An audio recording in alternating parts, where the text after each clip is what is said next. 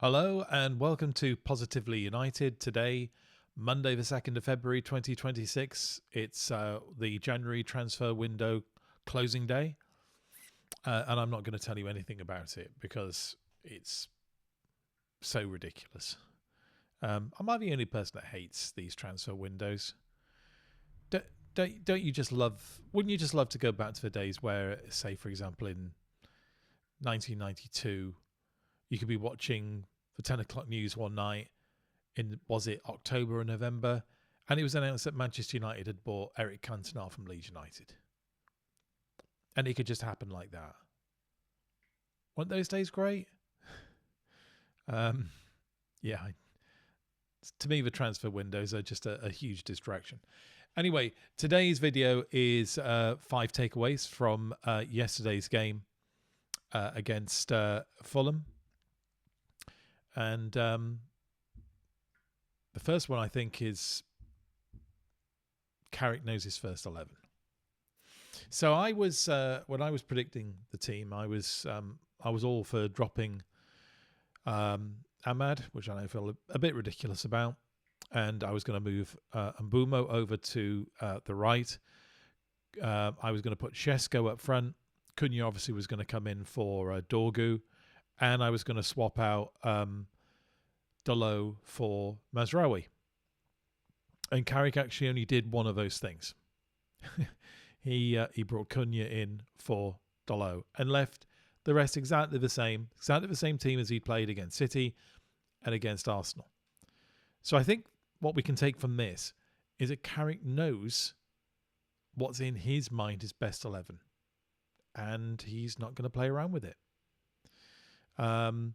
Now, maybe it's also because he looked at Fulham and he saw something different from what a lot of us looked at, which was going to be a low block or a mid-block team. Do you know what? Fulham were anything but. Okay, they were a bit further back than, say, Arsenal or Man City, but they were surprisingly progressive. And perhaps Carrick knew that was going to be the case all along. So he thought, well, it's worked against City, it's worked against Arsenal, it'll work against Fulham. And ultimately it did. But I actually think it's because he knows his first 11. And it might be a bit of a comment on what he thinks about the players that are beyond that first 11. Or let's say first 12 or 13. That he hasn't got a huge amount of faith in them. I don't know. I might be speculating there. But I don't think I'm speculating about the fact he certainly knows his best 11 and he's going to stick with it. Second takeaway, and it's directly related to it, is there's something about Dalot, isn't there? Because he keeps being picked.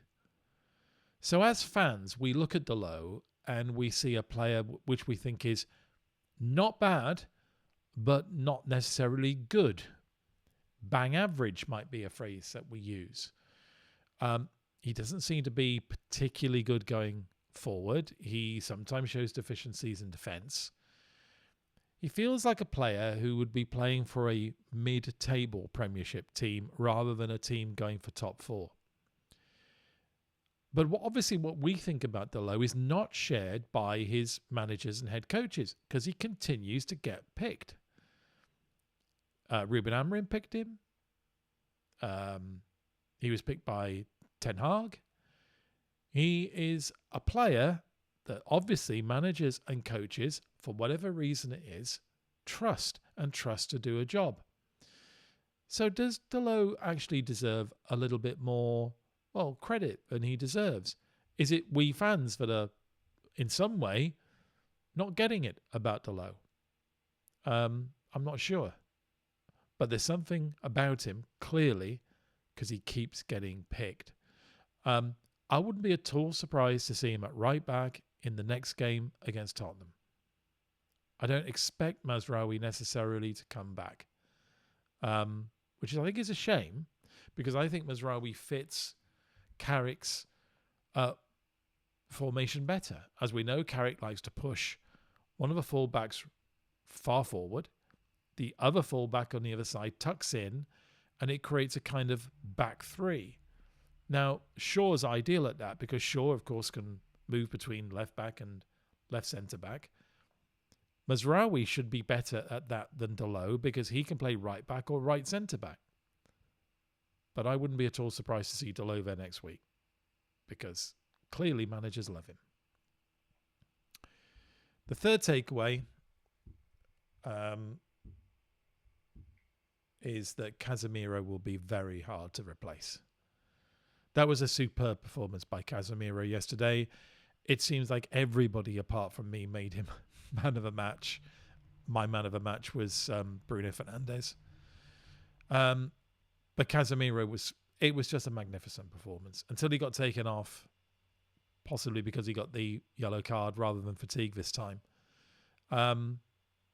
It was just a masterclass performance, a brilliant header to score the first goal. That pass into Cunha for Cunha to score the second was sublime. The way he was able to pass that inch perfect without even looking where he was passing, because he was looking to his left to disguise the pass, was amazing. And right the way through the game, he was tackling, he was closing down space, he was always open for a pass, he was creating angles. It was just a wonderful, wonderful, wonderful performance. He's really, really come back into his own, hasn't he? And he will be really, really difficult to replace. Of the three midfielders who are being mentioned as United's first targets in the summer, Elliot Anderson, Carlos Baleba, are they the two that are closest to Casemiro rather than Adam Wharton? I'm not sure. But the one thing I am pretty sure about is none of them are Casemiro. So it's not a like-for-like replacement. So something's going to have to change. The affection that was shown to him when he got substituted and the appreciation for his performance, I think, spoke volumes. And wasn't it wonderful to see him and Cunha not elated when the third goal went in, kind of like hugging each other in relief, and that fantastic way he gave Carrick a hug at the end of the game too. Casemiro isn't just a fabulous football player, he's a fantastic human being too. Be really sad to see him go. The fourth takeaway is Bruno is just unreal. That's why I gave him man of the match rather than Casemiro, because Bruno was on for the whole of the match and he created 2 goals. Inch perfect cross for the first goal from a free kick. And the way he created the third goal by that feint he did, the swivel around to completely leave the defender behind. And then the wonderful, wonderful pass into Cunha. It summed him up. He's always there to create. His create stats are just out of this world. He is way out the best number 10 in the Premiership. It just goes to show how mad it was not playing him in that role and not playing Mainu in his role. But yeah, I know all the sentiment and all the feeling went for Casemiro yesterday and he got man of the match, but my man of the match was Bruno because it was yet again another match-winning performance. He wins us the match. And yesterday, that's really all that mattered. So he gets man of the match. I hope to God we can hold on to him in the summer and he doesn't get dragged off by the lure of Saudi money. If he needs more money to stay at United, he ought to get it. And 5, Šeško is the real deal. I don't want to be mean about the player who used to play in that position. But he wouldn't have scored that goal. That was absolutely magnificent. The way that he took it, the way he swiveled around. When he shot, he wasn't looking at the goal. He just knew where the goal was. Rasmus Højlund would not have done any of that. I don't think so anyway. Šeško is clearly the real deal. He's clearly a made centre forward.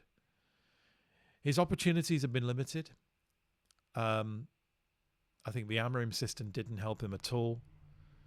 He's now found himself struggling for a first-team, first-11 place because of frankly, the exquisite way in which Mbeumo's been playing. But if there's one player I would expect to start against Tottenham, if it's not going to be Mazraoui, I really do expect Šeško to play. And I'd really like to see him play. I think he deserves it. I really do. The character he showed after his very first touch of a game was that header that hit the post, and then he missed the rebound. He didn't let it affect him. He was in absolutely the right mindset when that ball came to him to win us the match with that third goal. And that says a lot about him, I feel. To me, he just feels like he's made for that role. Let's see him there for 90 minutes. Let's hope that happens next week. Okay, those are my 5 takeaways from the game against Fulham. If you like the video, please hit the like button. If you like what I do on this channel, I try to do things a little bit differently. I was looking at some of the reactions to my video about the Glazers and the protests. I don't take the usual stance on that, and I appreciate that some people might find that a little bit, not to their liking. But I don't want this channel to be just like any other. It's pointless having it if that's the case.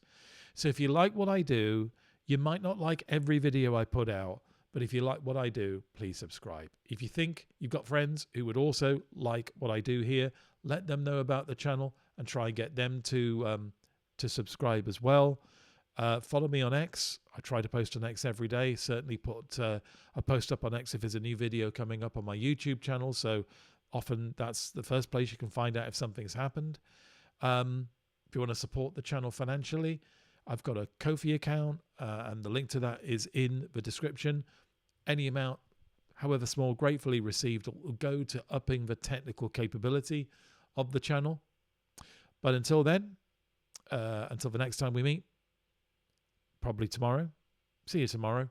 And until then, always remain positively united.